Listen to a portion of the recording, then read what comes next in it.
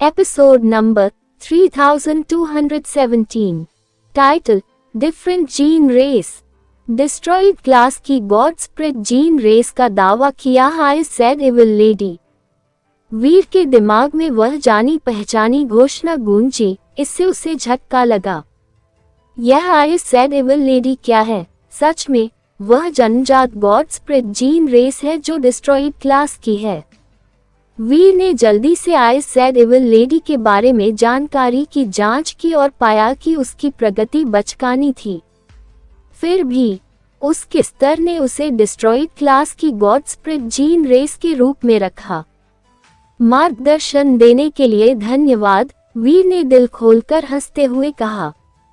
मुझे पहले ही I said evil lady मिल चुकी है।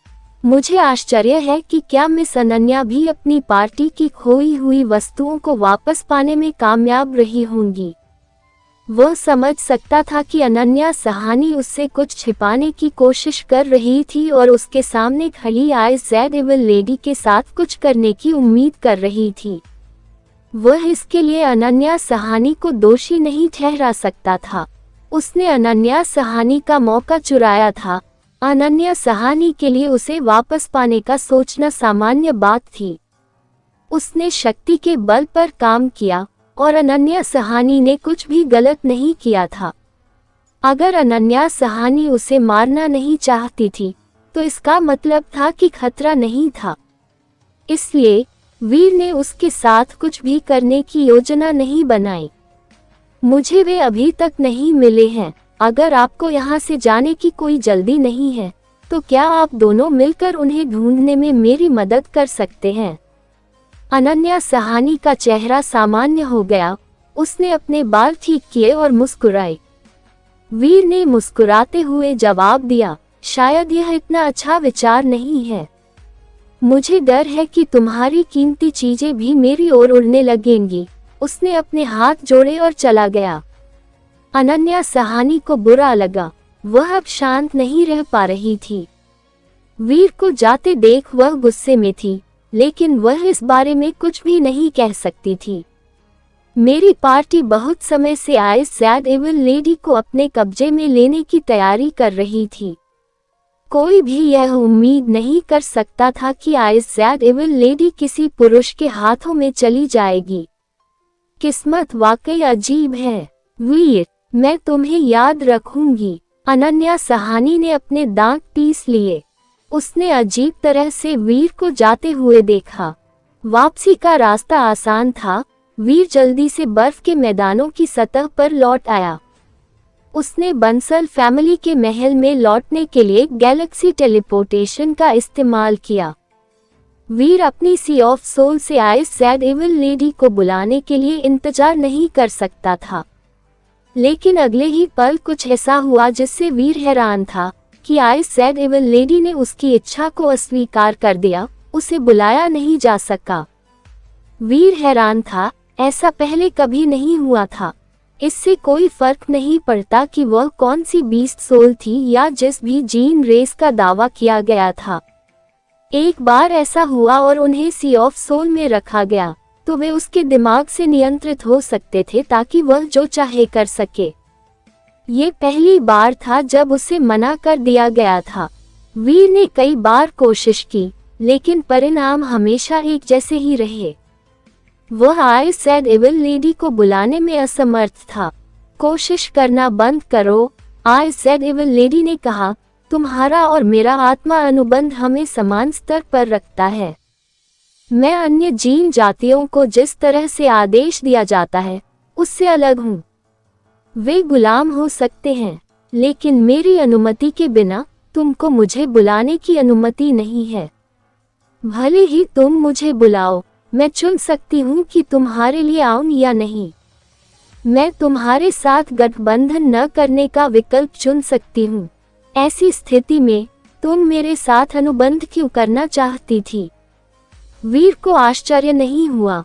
अगर I said evil lady बोलने को तैयार थी तो उसे विश्वास था कि वह बहुत जल्द कुछ सीख जाएगी। तुम्हारे शरीर में मेरी शक्ति के विपरीत शक्ति है और मुझे कुछ कार्य करने के लिए तुम्हारी शक्ति की आवश्यकता होगी। आई सेड एविल लेडी ने कहा। इसका मतलब है कि तुम सिर्फ एक नवजात जीन रेस नहीं हो, वीर ने कहा। तुम कह सकते हो कि मैं हूँ, लेकिन तुम ये भी कह सकते हो कि मैं नहीं हूँ। आई सेड एविल लेडी की प्रतिक्रिया अजीब थी।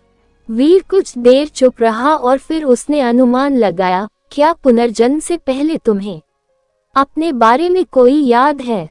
काफी हद तक, लेकिन मैं पुनर्जन्म लेने के लिए जेनो हॉल से नहीं गुजरी।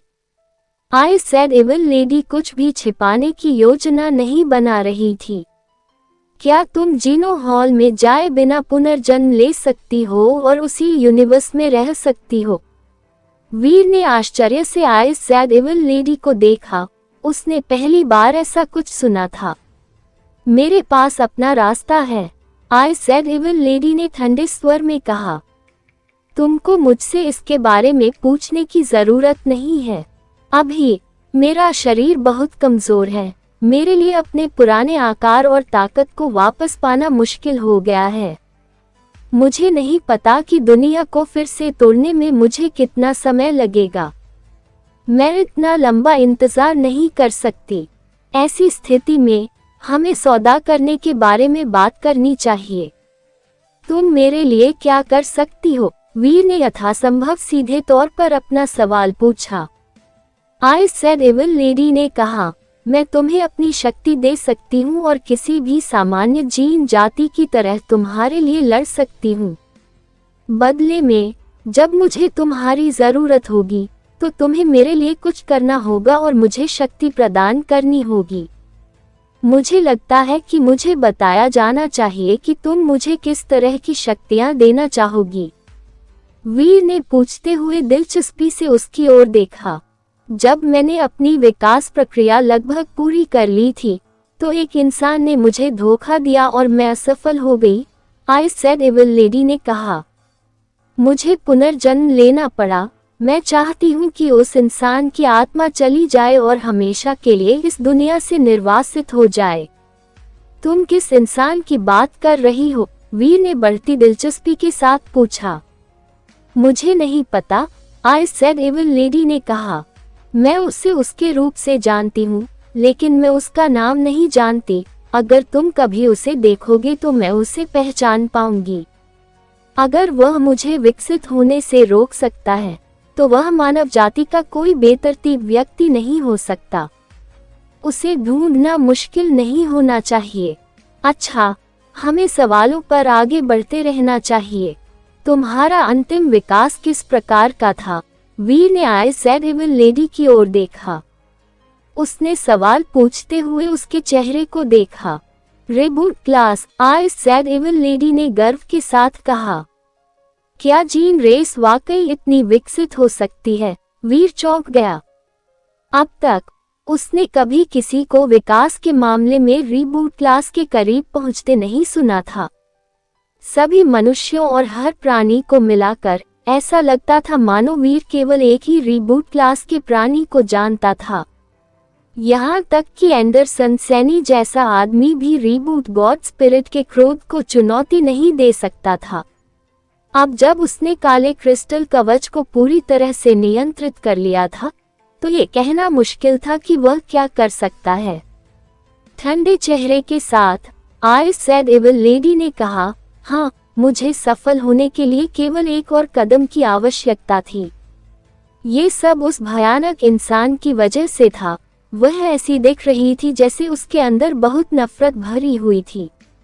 जिस इंसान की तुम बात कर रही हो, क्या वह ऐसा दिखता था? वीर की उंगली पर एक प्रकाश बिंदु था। उससे उसने एंडरसन सैनी का चेहरा हवा में बनाया।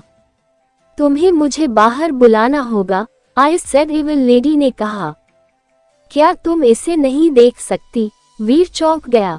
अगर यह सब निष्पक्ष व्यापार के बारे में है तो तुम मुझे नियंत्रित नहीं कर सकते और मैं तुमको नियंत्रित नहीं कर सकती। तुम्हारी सी ऑफ सोल में मैं वहां कुछ भी नहीं देख या महसूस कर सकती हूँ। तुम्हारे बुलावे के बिना मैं तुम्हारी सी ऑफ सोल को नहीं छोड़ सकती, आई सेड एविल लेडी ने वीर से कुछ भी नहीं छिपाया। इसके अलावा ये बातें छिपाई नहीं जा सकती। थोड़ी देर बाद सच्चाई सामने आनी ही थी। ये सौदा उचित है। वीर ने देखा कि आई सेड इविल लेडी ने सीधे सी ऑफ सोल का उल्लेख किया, जिसने उसे आश्चर्यचकित कर दिया। एलायंस के लोगों के अलावा बहुत कम प्राणियों को पता था कि यह क्या है। वीर ने कुछ नहीं कहा। उसने आई सेड इविल लेडी को बुलाया। इस बार उसे बुलाना आसान था। आई सेड इविल लेडी वीर के सामने आए। उसने वीर की ड्राइंग को देखा। वह नहीं है। एंडरसन सैनी को देखकर आई सेड इविल लेडी ने अपना सिर हिलाया और पूछा, वह इंसान कौन है? जिस तरह से तुमने उसे चित्रित किया है, उससे वह साधारण नहीं लगता। इससे वीर को आश्चर्य हुआ। आमतौर पर इस तरह की चीजें हमेशा एंडरसन सैनी से जुड़ी होती हैं। इस बार यह उससे संबंधित नहीं था। यह अच्छा है कि ऐसा नहीं है। उससे निपटना मुश्किल है।